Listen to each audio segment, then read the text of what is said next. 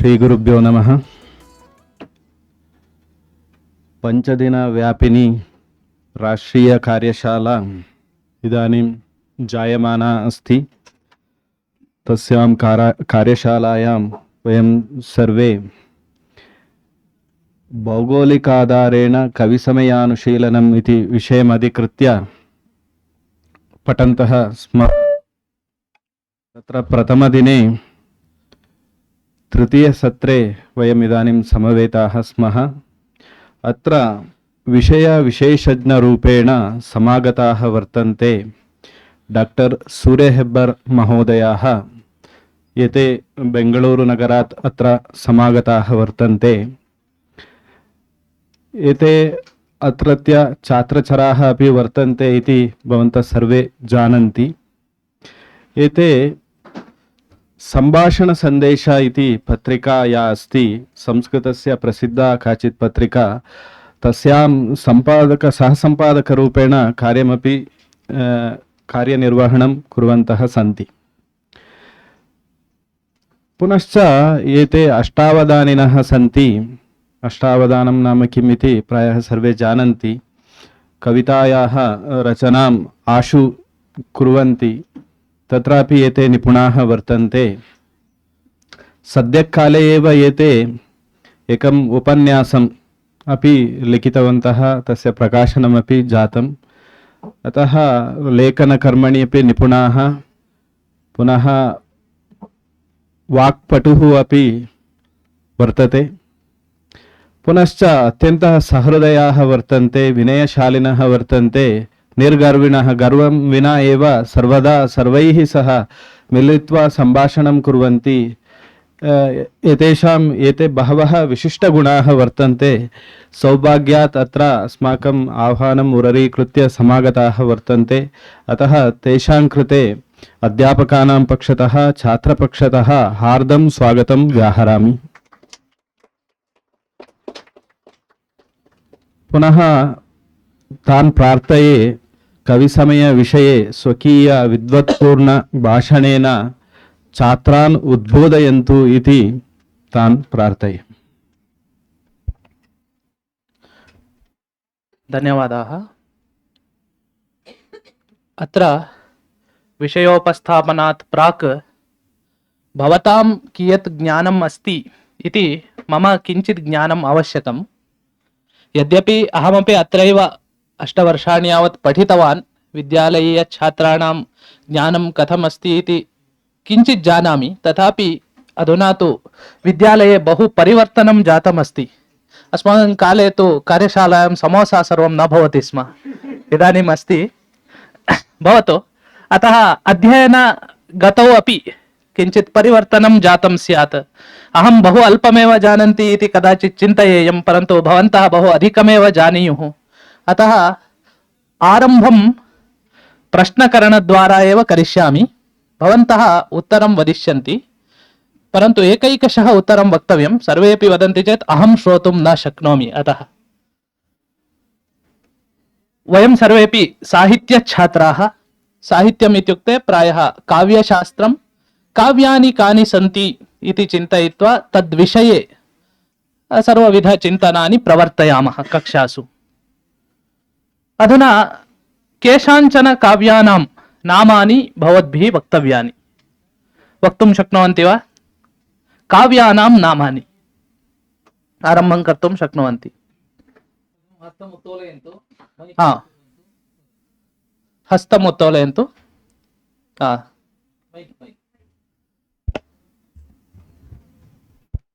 रघुवंशं सम्पूर्णं वक्तव्यं यावत् शक्ति. अभिज्ञानशाकुन्तलम्. उत्तमम्. कुमारसम्भवम्. शिशुपालवधं सम्पूर्णं वक्तव्यम्. अन्तिम अक्षरमपि सम्यक् श्रूयेत, यथा तथा. मेघदूतम्. उत्तमम्. नैषधीयचरितम्. उत्तमम्. किरातार्जुनीयम्. अन्ये पृष्ठतः उपविष्टवन्तः वदेयुः. मैक् नास्ति चेदपि चिन्ता नास्ति. उत्तररामचरितम्. उत्तमम्. चम्पूरामायणम्. महावीरचरितम्. ऋतुसंहारम्. वेणी सम्मार वेणी संहारम विक्रमोर्वशीयम बहूनि काव्यानि प्रायः उपविंशानि काव्यानि अस्माभिः स्मृतानि तेषु काव्येषु कदाचित् गद्यं भवति कदाचित् पद्यं भवति भवन्तः यदुक्तवन्तः रघुवंशं कुमारसम्भवं शिशुपालवधम् इत्यादीनि काव्यानि यानि सन्ति तानि शुद्धं पद्यकाव्यानि सर्वत्रापि पद्यं वर्तते छन्दः वर्तते अन्ये नाटकानां नामानि उक्तवन्तः अभिज्ञानशाकुन्तलं महावीरचरितम् उत्तररामचरितं वेणीसंहारम् इति सर्वं तानि काव्यानि तत्र गद्यम् अपि अस्ति किञ्चित् सम्भाषणेषु पद्यम् अपि अस्ति परन्तु गद्यकाव्यं न चम्पूकाव्यं न तद् नाटकम् एतद् भवन्तः जानन्ति चम्पूरामायणम् इति एकं नाम आगतं तद् कीदृशं काव्यं गद्यपद्यमिश्रितं काव्यं चम्पूकाव्यं श्रव्यकाव्येषु गद्यपद्यमिश्रणं भवति चेत् चम्पूकाव्यम् इति वदामः नाटकानि चम्पूकाव्यानि वा न वा तत्रापि गद्यं पद्यं च वर्तते खलु तर्हि किमर्थं चम्पूकाव्यं न केऽपि वक्तुं शक्नुवन्ति वा गद्यपद्यमयं काव्यं चम्पूरित्यभिधीयते इति अस्ति नाटकेऽपि गद्यमपि दर्शयितुं शक्यं पद्यमपि दर्शयितुं शक्यं तथापि चम्पूकाव्यं न किमर्थम् उत्तमं तत्पूर्वमेव भेदः कृतः श्रव्यकाव्यं दृश्यकाव्यम् इति यद् दृश्यकाव्यम् अस्ति तत्र पुनः चम्पू गद्यं पद्यम् इति भेदः नास्ति तत्र भेदान् कथं गणयामः वयं नाटकं प्रकरणं भाणः अग्रे प्रहसनमिति रूपकाणि दश एतत् सर्वे वदन्ति इति मम विश्वासः आसीत् उपरूपकाणि एवमेव वक्तुं शक्नुवन्ति वा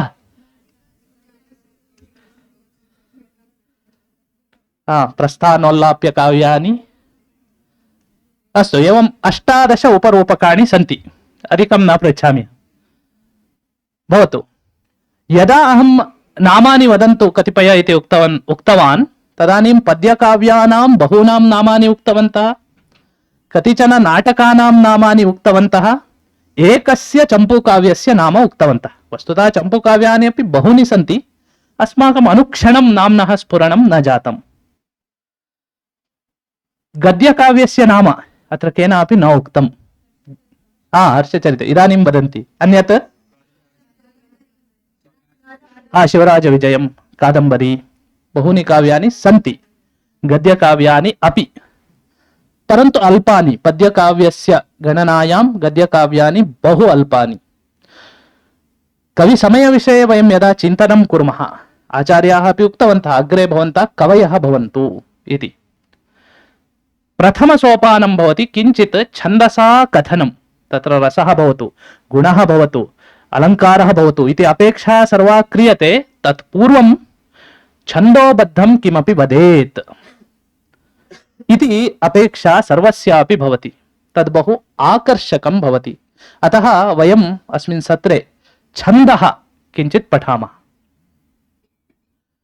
छन्दस् शब्दस्य व्युत्पत्त्या एव आरम्भं करोमि एकः धातुः अस्ति चदि आह्लादे इति चन्दति इति तस्य रूपं तस्य असुन् इति प्रत्ययः भवति सः प्रत्ययः सूत्रपाठे नास्ति उणादिपाठे अस्ति चन्देरादेश्च छः इति सूत्रेण असुन् प्रत्ययः चकारस्य स्थाने छकारः अल्पप्राणस्य स्थाने महाप्राण आदेशः च भवति अतः छन्दस् इति शब्दः उत्पद्यते तर्हि छन्दस् इति पदं किमन्तं पदं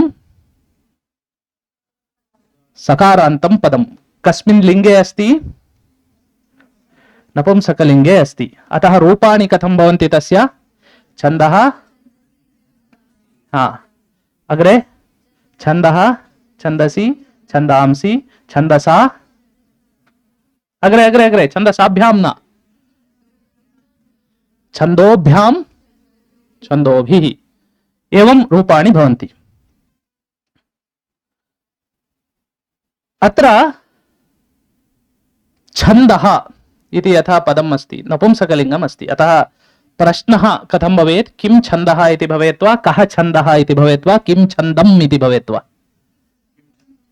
किं छन्दः वा छन्दं वा छन्दः किं छन्दः इत्येव प्रश्नः साधुः भवतु छन्दसः प्राधान्यं कथमस्ति इति अहं किञ्चित् उक्तवानेव बहवः कवयः छन्दोबद्धानि पद्यानि एव रचितवन्तः केचन एव गद्यकाव्यानि रचितवन्तः इति अग्रे पश्यामः अहम् एकां पङ्क्तिं लिखितवान् कोऽपि एकः मैक् आन् कृत्वा पठतु पद्यस्य महत्त्वं कथम् अस्ति इत्यस्य अधः यदस्ति तद् कोऽपि एकः मैक् आन् कृत्वा पठतु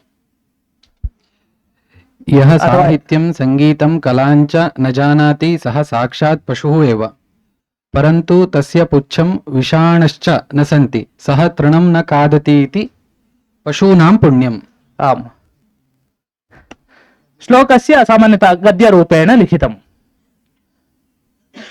एतं गद्यं पठित्वा वयं मनसि स्थापयितुं न शक्नुमः पदानाम् आनुपूर्व्यम् एवमेव यः साहित्यं संगीतम् इदानीं यद् पठितवान् तद् वदतु इत्युक्ते तद् न शक्यते एतस्य अर्थस्य एव श्लोकः अस्ति कः श्लोकः सः साहित्य संगीतकला अस्ति वा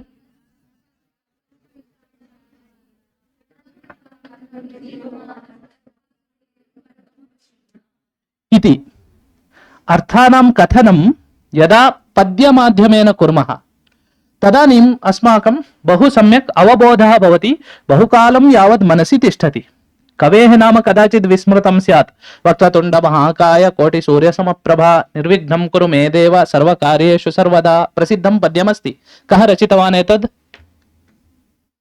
कविनाम न स्मरामः वयं तथापि पद्यं स्मरामः सः यदि अर्थरूपेण एतद् अवदिश्यत् कुत्रापि भाषणे यस्य महत् उदरम् अस्ति यस्य कान्तिः कोटेः सूर्याणां कान्तेः समा अस्ति तादृशः देवः गणपतिः अस्ति इति यदि अवदिश्य सर्वे विस्मृतवन्तः एतावत्पर्यन्तं परन्तु सः पद्यरूपेण उक्तवान् इति कारणतः एवम् अस्ति अथवा वस्तूनां सङ्ग्रहणं समुद्रमन्थनम् इति अस्माकं साहित्यिकानां ग्रन्थेषु तदा तदा श्रूयते कथासु अपि श्रूयते समुद्रमन्थने कति वस्तूनि आगतानि 14 चतुर्दशानाम् अपि नामानि वक्तुम् अहं शक्नोमि इति कोऽपि अस्ति चेत् हस्तम् उन्नयतु 14 अपि वस्तूनां नामानि एवमेव स्मर्तुं काठिन्यम् अस्ति अतः प्राचीनाः एकम् उपायं कृतवन्तः श्लोकनिबद्धं तत् कृतवन्तः श्लोकानां महत्त्वं किमर्थम् अस्ति इति अहं वदन् अस्मि इदानीं पश्यतु अत्र लक्ष्मी एकवारं कोऽपि पठतु मञ्जुनाथः मास्तु अन्या बालकानां परतया एकः पठितवान् बालिकानां परतया भवतु बालिकानामपि मैक् आन् भवति खलु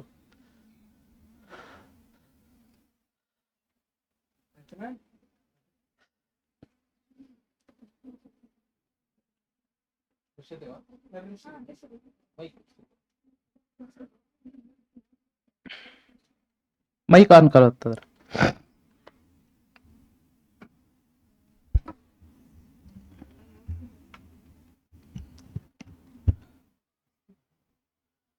लक्ष्मी कौस्तुभ पारिजात कसुरा द्वन्तरिक्षश्चन्द्रमाः गावः कामदुधः सुरेश्वर गजो रम्भादिदेवाङ्गनाः अश्वः सप्तमुखो विषं हरिधनु शङ्खोमृतं चाम्बुधेः रत्नानिह 14 प्रतिदिनं कुर्युः सदा मङ्गलम् पश्यतु छन्दसा आनीतम् एतत् अतः स्मरणं सुकरम् एकं श्लोकं कण्ठस्थीकुर्मः चेत् श्वः सर्वेपि वक्तुं शक्नुवन्ति 14 वस्तूनि कानि इति गणयामः लक्ष्मीः कौस्तुभा कौस्तुभा इत्युक्ते कौस्तुभमणिः पारिजात तरुः पारिजात सुरा सुरा इत्युक्ते मध्यं धन्वन्तरिः चन्द्रमाः गावः कामदुघः इत्युक्ते कामधेनुः सुरेश्वर गजः नाम किं तस्य सुरेश्वर गजस्य ऐरावतः रम्भादि देवाङ्गनाः 9 अभवन् अश्वः सप्तमुखः नाम किम् इन्द्रस्य अश्वस्य उच्चैः श्रवाः इति अश्वः सप्तमुखः विषं हरिधनुः हरिधनुः हरि इत्युक्ते विष्णोः हस्ते धनुः विद्यते किं शार्ङ्गं चक्रं न शार्ङ्गम् एवं शङ्खः अमृतं अम्बुधेः रत्नानि चतुर्दश एवं चतुर्दश वस्तूनि क्रमेण आगतानि इति एतेन श्लोकेन संग्रहीतम्। एवं सामान्यानां वस्तूनां संग्रहणे एतद् अतीव उपकारकं भवति। अग्रे संस्कृतस्य वैशिष्ट्यम् अस्ति, कोशान् अपि श्लोकरूपेण लिखितवन्तः, तेन बहूनां शब्दानां स्मरणं बहु सरलम् अभवत्। एतत् सर्वमपि छन्दसः वैशिष्ट्यं, छन्दसः महत्त्वम् अत्र अस्ति। पश्यतु, यमानिलेन्द्रचन्द्रार्क विष्णुसिंहांशुवाजिषु शुकाहि कपिभेकेषु हरिर्ना कपिलेत्रिषु इति अस्ति। कस्य शब्दस्य अर्थः वर्णितः अत्र? विष्णुः हरि विष्णुः न, हरि इति शब्दस्य अर्थः वर्णितः। तस्य 13 अर्थाः सन्ति। ते अर्थाः एवं श्लोकरूपेण अमरसिंहेन संगृहीताः इति कारणतः यः कोऽपि वयम् इदानीम् एतं श्लोकं कण्ठस्थीकुर्मः चेत् हरिशब्दस्य सर्वान् अर्थान् झटिति कथयितुं शक्नुमः। श्लोकानां महत्त्वम् एवम् अस्ति इति अस्माभिः ज्ञातम्। अर्थस्य विषये इतोपि किञ्चित् पश्यामः चेत्, कौसल्यायाः सुमित्रायाः च मध्ये विद्यमाना त्वं न भाति, गंगा यमुनयोर्मध्ये आगता कुनदी इव इति पठति चेत् भावोत्पत्तिः न भवति। तदेव भासः लिखति, यदा रामं वनं प्रेषितवती का कैकेयी, कस्य माता सा? भरतस्य माता।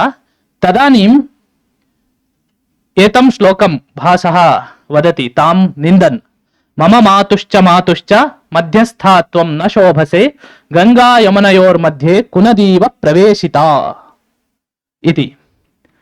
इत्येवं यः कोऽपि अर्थः भवतु सुन्दरतया उपस्थापनीयः चेत् कश्चन मार्गः अस्ति, श्लोकमार्गः इति, अथवा पद्यमार्गः। पद्येन यदि वदामः सुन्दरं भवति, स्मर्तुं सौलभ्यं च भवति इति। एतत्तु भवन्तः जानन्ति, अतः अहं न वदामि। गुरुवर्णाः लघुवर्णाः इति प्रायः प्राक्शास्त्रिकक्षायामेव पठितवन्तः भवन्ति। जानन्ति वा?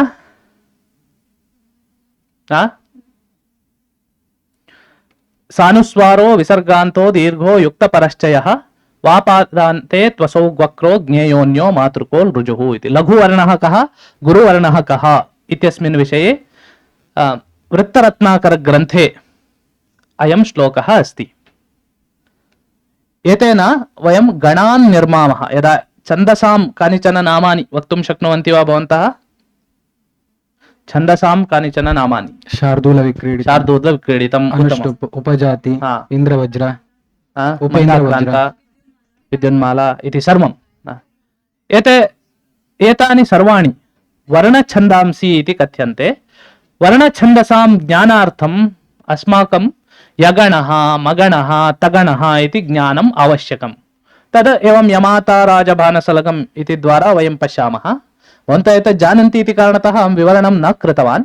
अग्रे सर्वगणानाम् एकैकम् उदाहरणं दत्तवान्, वेगेन लिखितवान्, कदाचित् दोषः स्यात्। यगणस्य उदाहरणं सुरेशः, मगणस्य उदाहरणं सन्देशः, तगणस्य उदाहरणं देवेश, रगणस्य, जगणस्य, भगणस्य, नगणस्य, सगणस्य। इदानीं भवतां कार्यमस्ति तद् दृष्ट्वा सर्वगणानामपि उदाहरणानि एकैकं लेखनीयं। यस्य समाप्यते हस्तः उन्नेतव्यः। यगणस्य उदाहरणं, मगणस्य उदाहरणं, तगणस्य उदाहरणम् एवम्।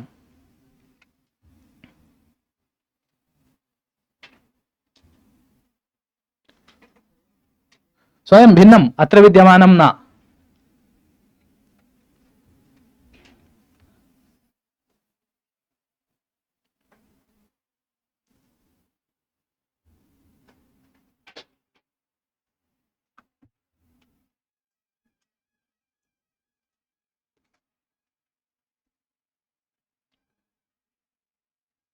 पुस्तकं लेखनी सर्वेषां हस्ते अस्ति खलु?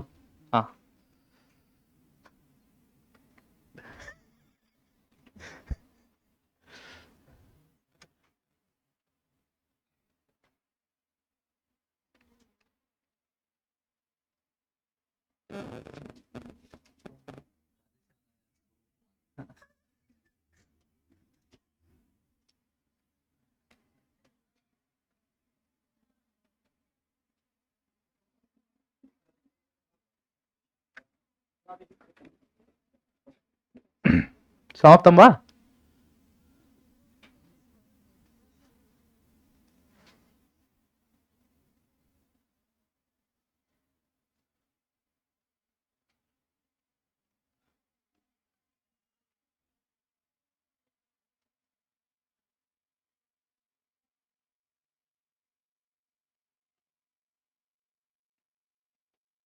तत्र उदाहरणानि सन्ति, लेखनीयं सर्वस्यापि एकैकम् उदाहरणं। श्रीवत्स।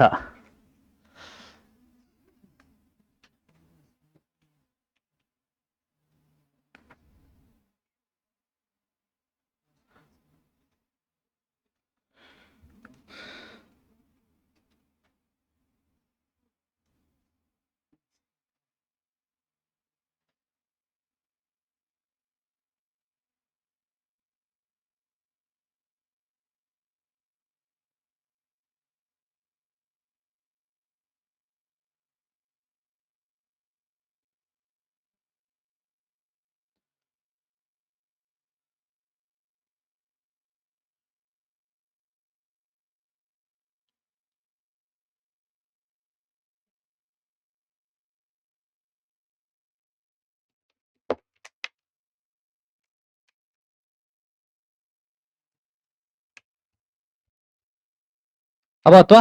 भवतः नाम किं? राहुल। हा, वदतु, पश्यामः।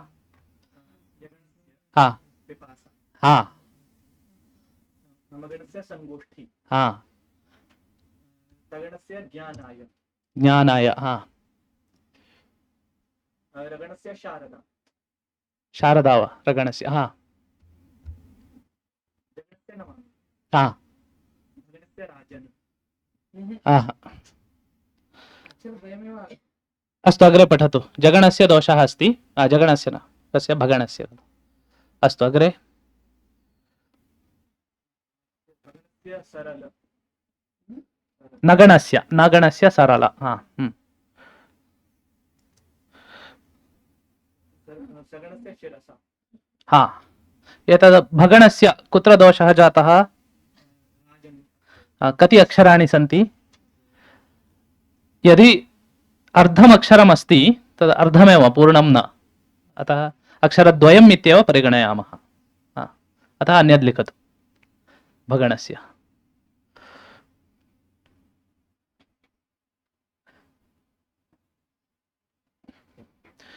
लघुगुरुपरिचयः सर्वेषाम् अस्ति खलु? तर्हि सरलम् एतत्।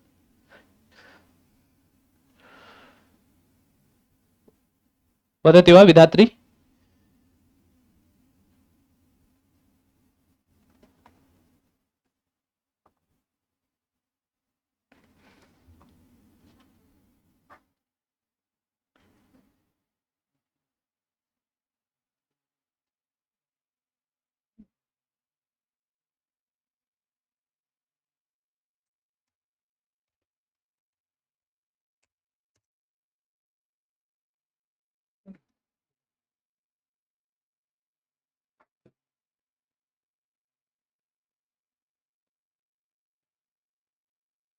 अभवत् वा?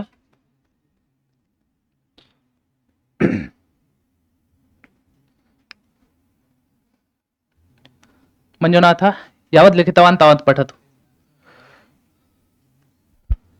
मगणसन्दीपः, मगणस्य सन्दीपः। जगणः उमेश, मगणः वा? सन्दीपः। हा, सन्दीपः हा। मगण, जगण उमेश, उमेशः। भगण संगीत, हा, भगणः वा? सङ्गीता। मगणः खलु? मगणः, हा, नगणः हसति। हा, तावत्। तावदेव। भवतु, सर्वे लेखनं स्थगयामः। एतद् गृहकार्यं भवतु। एतत् सर्वेपि फोटो स्वीकृतवान्, नो चेत् आगच्छति, नो चेत् गणान् जानन्ति एव। अतः गृहकार्यं भवतु। बहु अल्पमस्ति, केवल 8 पदानि लेखनीयानि, तावदेव। एकनिमेषे समाप्यते। भवतु, सर्वे लेखनं स्थगयन्तु। अत्र पश्यन्तु, अग्रे गच्छामः।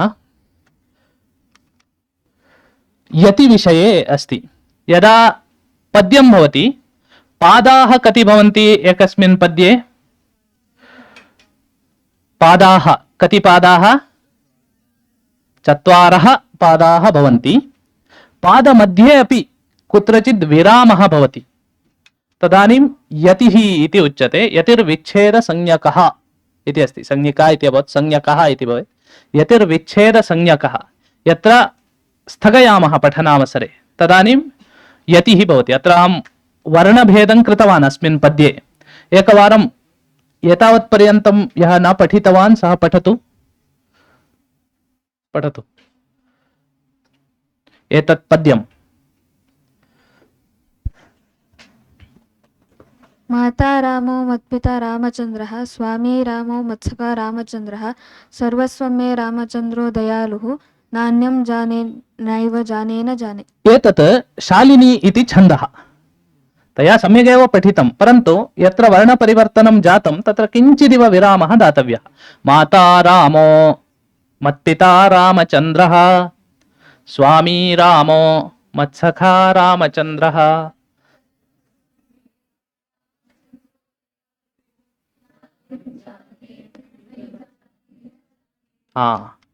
अन्यत् छन्दः अस्ति एतत् मालिनी इति छन्दः 15 अक्षराणां छन्दः तत्रापि विरामः अस्ति एतत् बहु प्रसिद्धं पद्यं भवतां पाठ्यक्रमे अभिज्ञानशाकुन्तलस्य प्रथमाङ्कः आसीत् वा यस्य पाठ्यक्रमे आसीत् सः पठतु ये एतत् पद्यं पूर्वं पठितवन्तः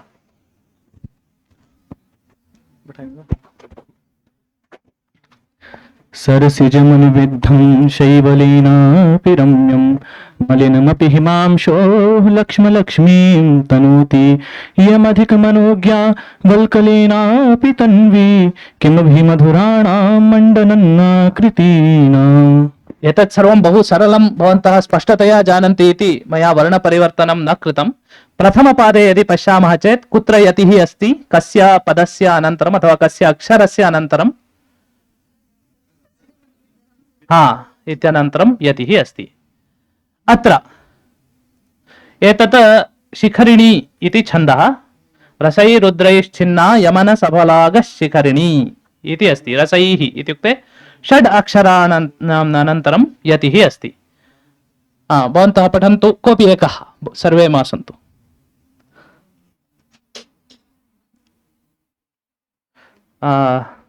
श्रीवत्स पठतु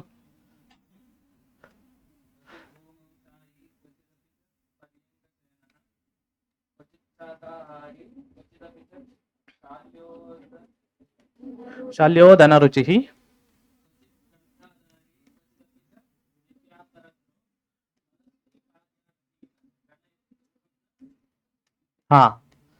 एवम् अस्माकं यत्र कष्टं भवति तत्र स्थगनं न तत्र नियमः अस्ति यत्र स्थगनीयम् इति प्रथमपङ्क्तौ पश्यामः चेत् कस्य अक्षरस्य अनन्तरं स्थगनं अक्षरद्वयम् उक्तवन्तः भवतु द्वितीयपङ्क्तौ तृतीयपङ्क्तौ कस्य अक्षरस्य अनन्तरं चतुर्थपङ्क्तौ कार्यार्थी इत्यनन्तरम् अत्र मेघदूतस्य पद्यं मेघदूतं कस्यचित् पाठ्यक्रमे आसीत् वा भवान् पठतु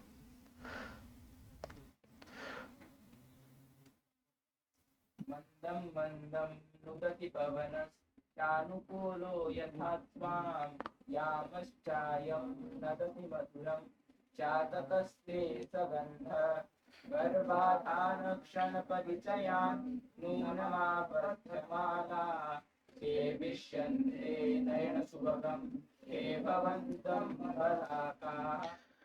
सर्वेपि एतत् पठितवन्तः इति कारणेन अर्थं न वदामि परन्तु छन्दसः कारणेन कथं सौन्दर्यम् आगतमस्ति पश्यतु मेघः मन्दं मन्दं गच्छति यदा गच्छति तदानीं तिष्ठति मन्दं गच्छति इत्यस्य अर्थः अतः तत्र वयं स्थगयामः मन्दं मन्दम् इति यतिः एवं यतिः अपि पद्यस्य सौन्दर्यं वर्धयति अन्तिमम् एकं पश्यामः अत्र स्थानद्वये यतिः अस्ति 7 अक्षराणाम् अनन्तरम् एकवारं यतिः पुनः 7 अक्षराणाम् अनन्तरं पुनः समाप्यते पादः एतदपि भवन्तः पठितवन्तः सन्ति अतः पूजा पठतु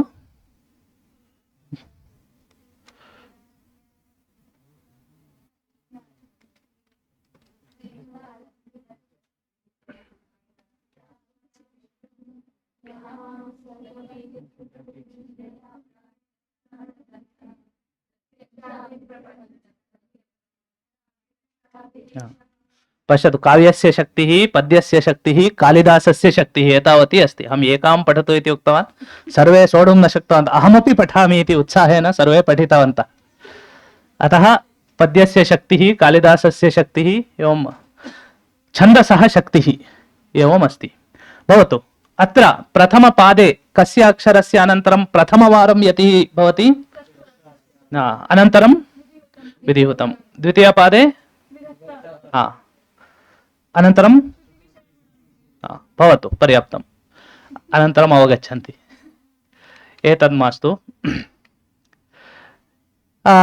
सामान्य नियमान् कांश्चन पद्यरचनायां वयं पश्यामः. अहं नियम इत्यनेन यत्र दोषः भवति तान् कांश्चन बिन्दून् सङ्गृहीतवान् अस्मि. तत् किञ्चित् दृष्ट्वा विरमामः, इतोपि 15 अथवा 20 निमेषानन्तरं. भवतु. प्रत्यक्षरं गुरुलघुचिह्नपूर्वकं लेखितुं प्रयासः न करणीयः. आदौ वृत्तस्य गतिः ज्ञातव्या. गतिः इत्युक्ते इदानीं यथा या सृष्टिः स्रष्टुराद्या इति पठितवन्तः, तथा छन्दसि ये श्लोकाः सन्ति तेषां पुनः पुनः पठनं करणीयम्. एकः सर्गः स्वीकरणीयः. भवतां पाठ्यक्रमे प्राचीनकाले किरातार्जुनीयम् आसीत् खलु? पठितवन्तः वा किमपि किरातार्जुनीये? किं पठितवन्तः तत्र? कं सर्गं? प्रथमसर्गं. तत्र वंशस्थछन्दः अस्ति. एकैकं पुनः पुनः उच्चैः पठनीयं, मन्दं न. श्रियः कुरूणामधिपस्य पालनीं प्रजासु वृत्तिं यमयुङ्क्त वेदितुम्.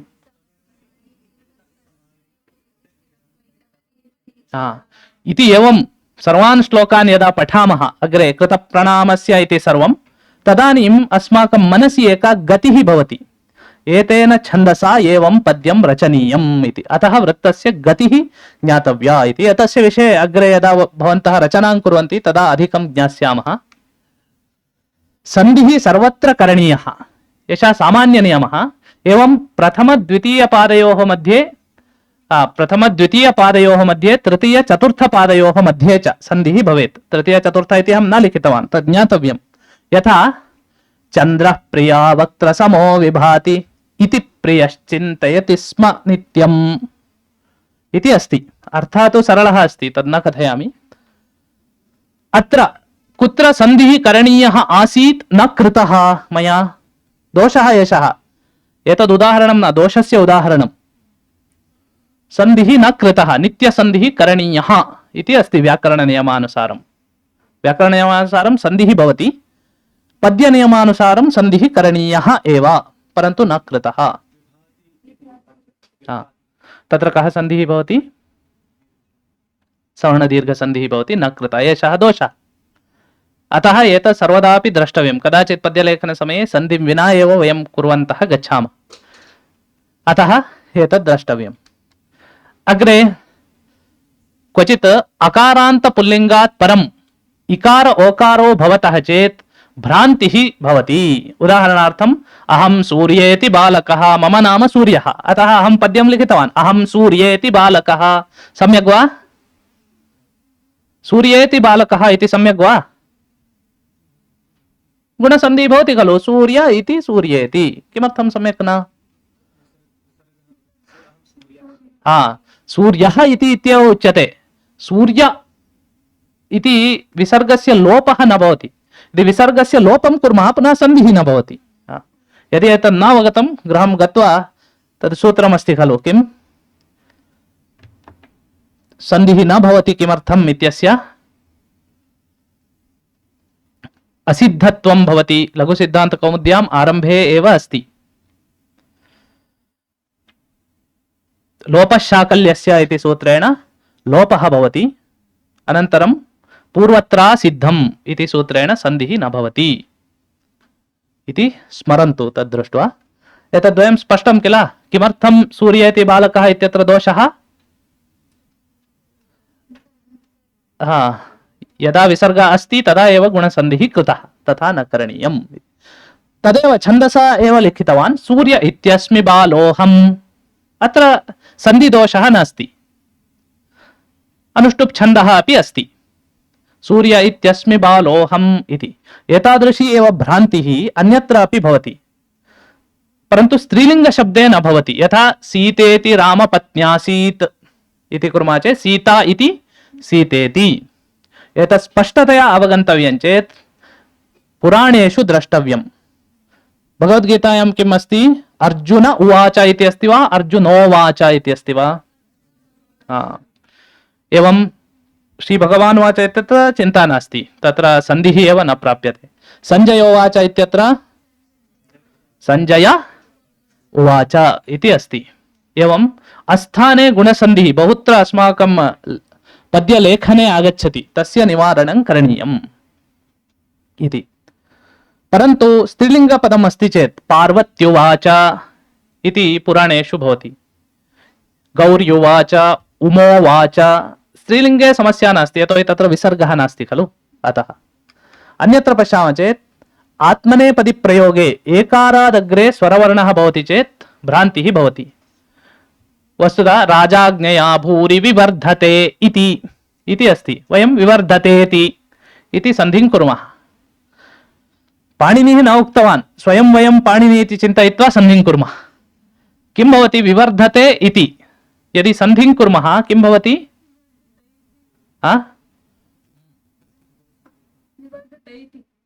विवर्धतैति इति वा? कः सन्धिः सा?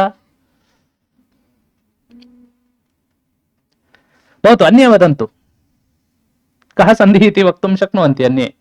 विवर्धते इति कः सन्धिः?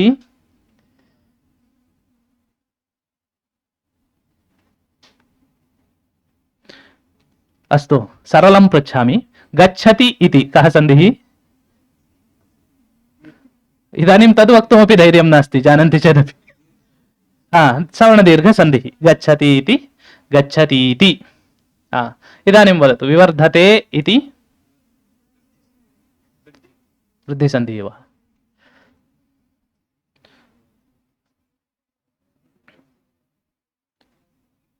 सूर्य उदयः, सूर्य उदयः कः सन्धि? गुणसन्धि, सूर्योदयः। दिव्य औषधिः अथवा दिव्य औषधिः, दिव्यौषधिः, दिव्यौषधिः कः सन्धिः? न, दिव्य औषधिः, दिव्यौषधिः कः सन्धिः? वृद्धिसन्धिः, तत्र सन्देहः नास्ति। दिव्य औषधिः, दिव्यौषधिः। अष्ट ऐश्वर्यम्, अष्टैश्वर्यं वृद्धिसन्धिः। वृद्धिसन्धेः सूत्रं वयं जानीमः, वृद्धिरेचि इति। किमस्ति? अवर्णात् अचिपरे, अवर्णात् इति अस्ति खलु, सः मुख्यः भागः इदानीं। तर्हि वर्धते इति अवर्णात् अस्ति वा? अवर्णः अस्ति वा? पूर्वं नास्ति। तर्हि कः वर्णः अस्ति?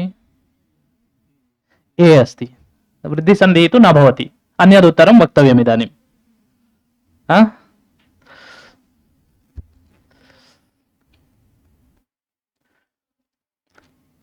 वदतु, किञ्चित् उक्तवान् इति भाति, सम्यक् न श्रुतं। न पररूपसन्धिः चेत् एङ्गी पररूपः, तत्र पूर्वम् ए अस्ति इति कृत्वा पररूपसन्धिः इति। तत्र परन्तु परे नास्ति, एङ्गी पररूपम्। एकारादिः धातुः, किम् एकार अन्ते भवेत्, अनन्तरम् एकारादि धातुः भवेत् तत्र एङ्गी इति। अग्रे ए भवति चेत् भवति एति इत्यादिकम्, एधते इत्यादिषु।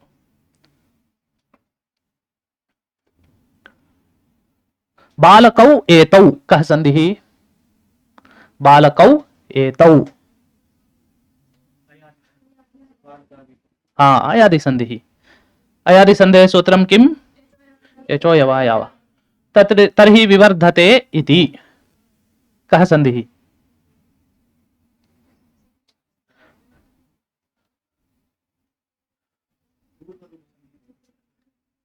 पूर्वरूपसन्धिः वा? तस्य सूत्रं किमस्ति? एङ्गः पदान्ताद् अति, पदान्ताद् एङ्गः अतिपरे, ह्रस्वाकारः एव भवेत्। परन्तु ह्रस्वाकारः नास्ति खलु अस्माकं दौर्भाग्यात्, इ इति अस्ति।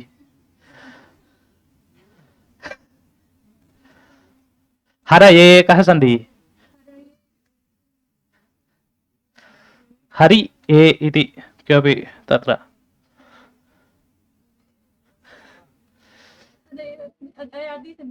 अयादिसन्धिः, हरये इत्यत्र। तत्र किमस्ति?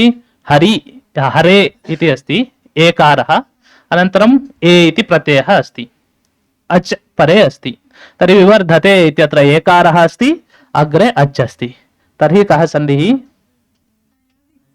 हा अयादि सन्धिः कार्यं न समाप्तं पुनः आदेशरूपेण किम् आगच्छति इति वक्तव्यम्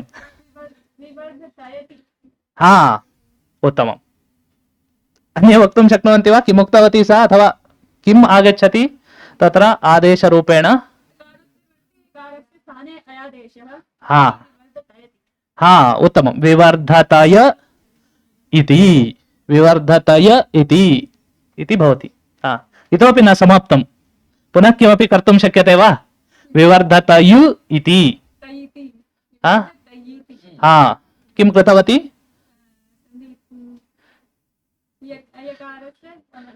उसके बाद में ई जोड़ा यकार के बाद ई यकार को क्या किया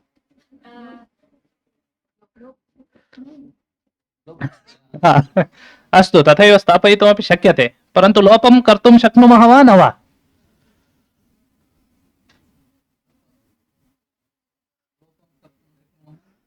विवर्धतयु इति अस्ति तत्र एकः यकारः श्रूयते तत्र लोपः शक्यते वा न वा अहम् एतत् सर्वं शीघ्रं वदन्ति इति चिन्तयित्वा 20 निमेषे समापयामः इति उक्तवान् परन्तु अत्रैव 10 निमेषाः गताः अस्तु लोपशाकल्यस्य इति सूत्रमस्ति तेन विकल्पेन लोपः भवति तदेव पूर्वं यदुक्तं तदेव विवर्धता इति तथैव तिष्ठति वयं साहित्यछात्राः एषः किमर्थं सूत्राणि पृच्छति एतं किमर्थम् आहूतवन्तः इति चिन्तयन्ति चेत् दोषरहितानि पद्यानि लेखितुं न शक्नुवन्ति भवतु एवं तर्हि अत्र किं भवेत् रूपं राजाज्ञया भूरि विवर्धतेति इति तु न भवति दोषः अत एव रक्तवर्णेन लिखितवान् तर्हि किं भवेत्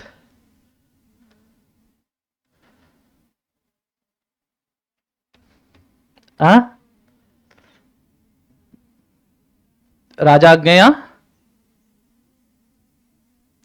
उत्तमं ततः श्रुतं पुनः उच्चैः वदतु हा विवर्धत इत्येव रूपं भवेत् इति एतादृशानि कतिचन वदामि वर्तते इति किं भवति सर्वे वदन्तु इदानीं कंपसे इति लज्जते इति वर्धते इति एवं वर्धत इत्येव भवति सन्धिः एतादृशस्थलेषु जागरूकतया द्रष्टव्यः इति विचारः कदाचित् गतिदृष्ट्या प्रथमाक्षरद्वये प्रायेण दोषः भवति तत्र सम्यक् अवधानं भवेत् उदाहरणार्थं भानौ नभो मध्यगते धरण्यां सुखनाशनं तापकृतं भवेद्धि इति अस्ति भानौ प्रथमाक्षरं गुरुः अस्ति वा लघु अस्ति वा अत्र कति पादाः सन्ति तदादौ पश्यामः एकवारं पठामि भानौ नभो मध्यगते धरण्यां सुखनाशनं तापकृतं भवेद्धि पादद्वयम् एकः दण्डः अस्ति इत्युक्ते पादद्वयम् अस्ति इत्यर्थः तर्हि प्रथमपादे प्रथम अक्षरं किमस्ति भा इति अस्ति गुरुः वा लघुः वा गुरुः द्वितीयपादे कति अक्षराणि सन्ति 12 प्रथमपादे कति अक्षराणि सन्ति 9 वा 11 अत्र प्रथमपादे एकः गुरुः अस्ति तत् स्थाने लघुद्वयं कृतं वेगेन पठामः चेत् न ज्ञायते यथा विवर्धत इति विवर्धतेति इति वदामः चेत् न ज्ञायते तथा परन्तु अत्र अवधानं भवेत् एतादृशदोषः न भवेत् यदा भवन्तः काव्यं कुर्वन्ति तदा पश्यामः एतादृशः दोषः निश्चयेन भविष्यति तदा पश्यामः अस्तु अनन्तरम् अत्र समासविषये ईकारान्तस्त्रीलिङ्गशब्दानां भ्रान्त्या ह्रस्वः भवति यतोहि अस्माकं नकारान्तशब्दानां ज्ञानम् अस्ति किञ्चित् इदानीं अधिकारिणः प्रकोष्ठः समासे किं भवति अधिकारिणः प्रकोष्ठः अधिकारिप्रकोष्ठः ज्ञानिनः प्रवचनं रोगिणः वेदना तत्र सर्वत्र ह्रस्वः वा इकारः दीर्घः वा ह्रस्वः परन्तु पदं यदा ईकारान्तः एव भवति वाग्देव्याः करुणा किं भवति वाग्देवी करुणा एवम् अङ्कन्याः वर्णः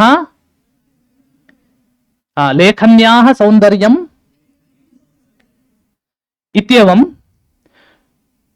ईकारान्त पदानि यदा भवन्ति तदा वयं भ्रान्त्या ह्रस्वं कुर्मः पश्यतु अत्र वाग्देवी कारुण्यवशात् कृति स्याम् इति कोऽपि लिखितवान् कृति इत्युक्ते धन्यः इत्यर्थः वाग्देवी कारुण्यवशात् इति भवेत् वा तत्र किं भवेत् वाग्देवी कारुण्यवशात् इति भवेत् इत्येवम् एते दोषाः अस्माकं भवितुम् अर्हन्ति इति उक्त्वा जगण तगण इत्यस्ति चेत् अक्षरत्रयस्य पदगुम्फनमेव करणीयं नास्ति तद्विहाय अपि शक्यते इति एकः अंशः यथा भवन्तः लिखितवन्तः जगणस्य उदाहरणानि अत्रापि जगणः अस्ति करोति पद्यानि सुखेन धीमान् पश्यतु करोति कः गणः जगणः पद्यानि तगणः सुखेन पुनः जगणः एवम् अक्षरत्रयस्य एव एकैकं पदं रचनीयम् इति नास्ति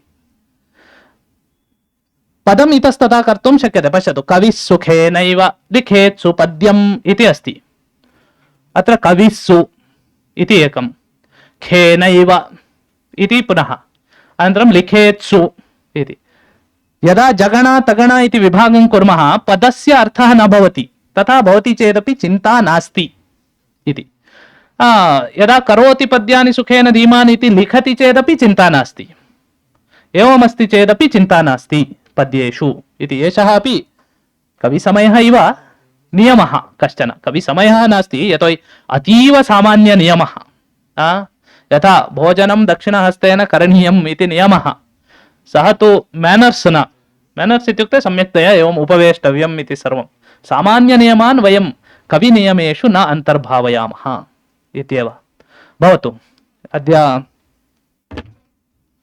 तर्हि 5:30 जातं मया उक्तमपि आसीत् 15-20 निमेषेषु समापयामि इति अतः समापयामः मम पक्षतः एकं गृहकार्यं नाम जगण तगण रगण भगण यगण इति यदस्ति तस्य सर्वस्य न्यूनातिन्यूनम् एकम् उदाहरणं शुद्धतया लेखनीयं किमपि लिखित्वा दोषः न भवेत् तादृशम् इति भवतु अन्यत् गृहकार्यं यदस्ति आचार्याः वदिष्यन्ति